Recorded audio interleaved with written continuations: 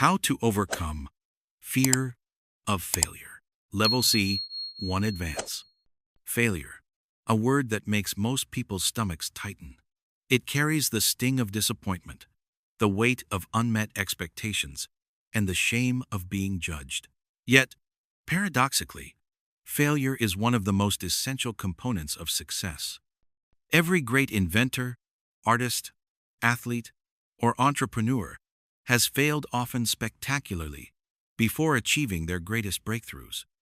The difference between those who move forward and those who remain stuck lies not in their number of failures, but in how they perceive and respond to them. Understanding the nature of fear. The fear of failure is deeply human. Psychologists suggest it stems from a combination of social conditioning, personal experience, and evolutionary wiring. From an early age, we are rewarded for success, good grades, praise, promotion, and often punished or humiliated for mistakes. As a result, failure becomes associated not just with loss, but with identity. If I fail, I am a failure. But fear also has a biological root. When we anticipate failure, the brain's amygdala, the region responsible for detecting threats, activates as if we were in physical danger. Our heart rate rises, our palms sweat, and our thoughts spiral. It's not merely fear of the outcome. It's fear of the emotional pain attached to it, embarrassment, rejection, or the feeling of inadequacy. Redefining failure. To overcome fear, we must first redefine what failure means. In many Eastern philosophies, failure is not a verdict, but a teacher. The Japanese concept of kaizen, continuous improvement, views mistakes as opportunities for growth rather than as dead ends.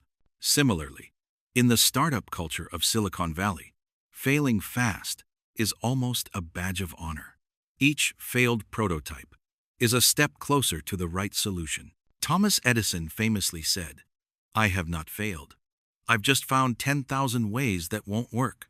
This mindset transforms failure from something to be feared into something to be explored. Once we stop treating it as a personal tragedy, we can start learning from it objectively.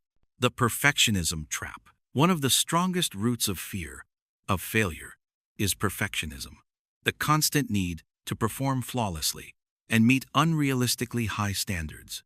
Perfectionists often avoid risks, delay projects endlessly, or give up at the first sign of imperfection. Ironically, their obsession with avoiding mistakes prevents them from achieving excellence. Perfectionism thrives on the illusion of control, the belief that if everything is done perfectly, failure can be avoided. But real growth happens in uncertainty. The moment we accept that mistakes are inevitable, we free ourselves from the exhausting need to be perfect and start focusing on progress instead. The power of reframing. Cognitive psychology offers one of the most effective tools for overcoming fear of failure. Reframing. It means consciously changing how we interpret a situation. For example, instead of thinking, "I failed this exam, I'm not smart enough," we can think, "This exam showed me what I need to work on." This subtle shift transforms self-criticism into self-reflection. It's not self-deception, it's realism. Success rarely happens on the first attempt. When we start viewing every setback as feedback, failure loses its power to paralyze us. Emotional resilience. Learning to tolerate the emotional discomfort that comes with failure is crucial. Emotional resilience, the ability to recover from setbacks, is like a muscle that strengthens with practice. The more we expose ourselves to small risks and challenges, the more we realize that failure, while unpleasant, is survivable. Athletes experience this constantly. A missed shot, a lost game, or a dropped performance doesn't end their career. It becomes data for improvement.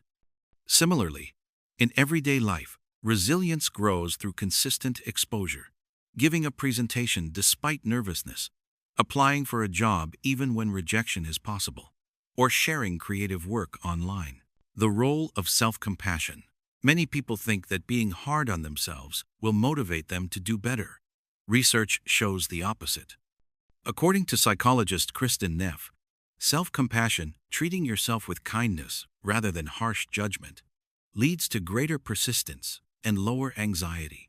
When we accept our humanity and imperfections, failure becomes less threatening. Instead of asking, "What's wrong with me?" we can ask, "What can I learn from this?" This simple change of tone allows for growth rather than self-destruction. Self-compassion doesn't mean lowering standards. It means maintaining motivation without emotional punishment. Failure as a creative catalyst. Interestingly, many of the world's greatest creative achievements were born out of failure. Vincent van Gogh sold only one painting in his lifetime. J.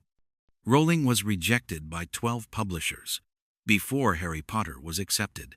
The Beatles were turned down by record labels who thought guitar bands were on the way out. Creativity, by its nature, involves risk trying something that might not work. That's why creative people often have a healthier relationship with failure. They see it as experimentation, not as defeat. Adopting this mindset in any field, whether in art, business, or personal development, fosters innovation and courage. Building a growth mindset.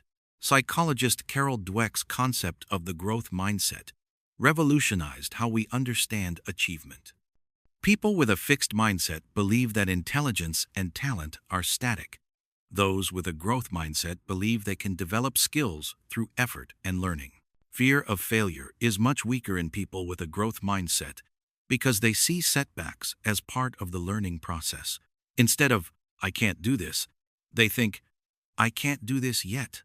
That one word "yet" opens the door to improvement. Practical strategies. Overcoming fear of failure isn't just about theory. It requires consistent practice.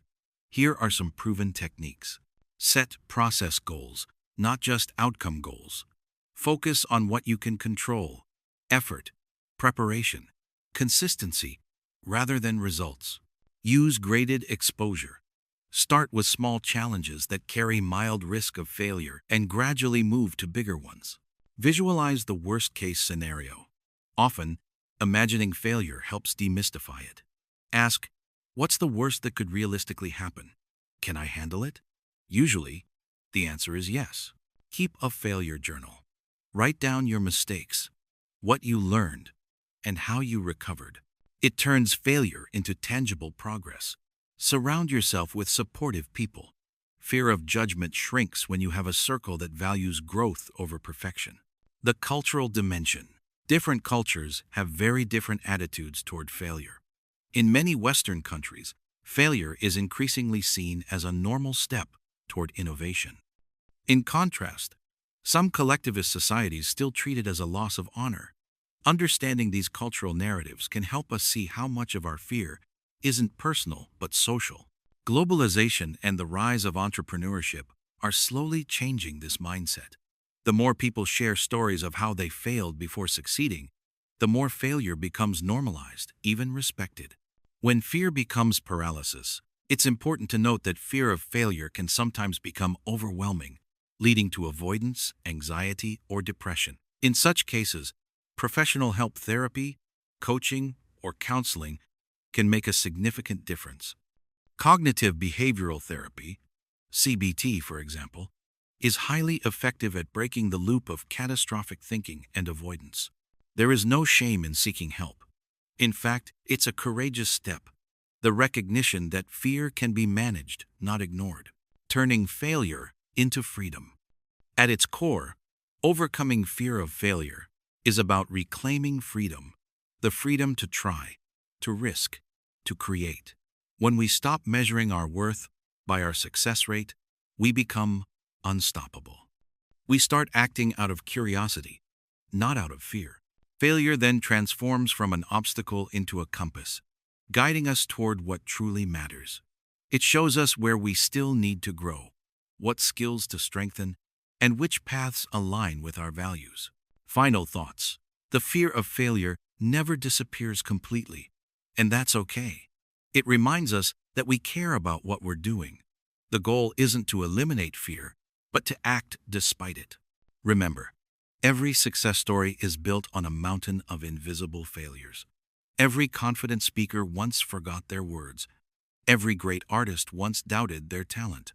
What separates them from the rest is not luck, but persistence, the quiet belief that failure is not the end, only part of the journey. So fail bravely, fail intelligently, but above all, keep going.